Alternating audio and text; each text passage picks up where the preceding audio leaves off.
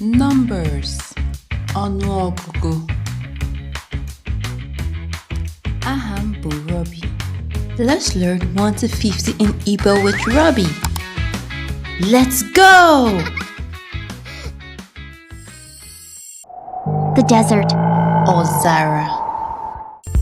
1, 2, 3, 4, 5, 6, 7, 8, 9, 10.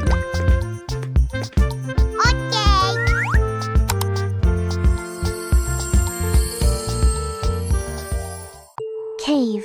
Ọgba. 11, 12, 13, 14, 15, 16, 17, 18, 19, 20.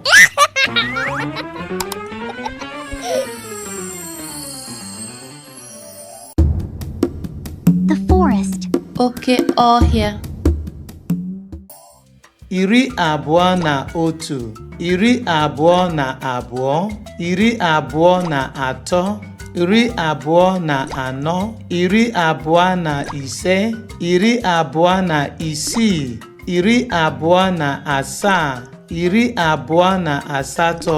28, 29, 30.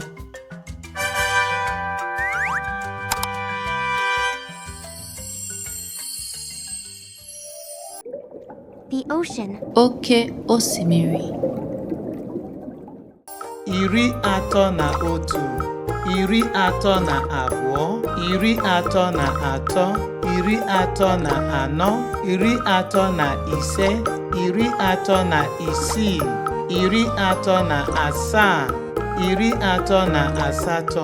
37, 38, 39, 40.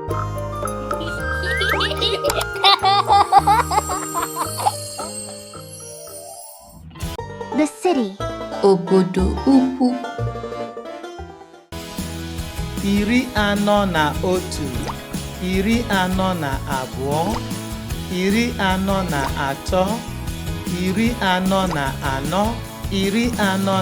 46,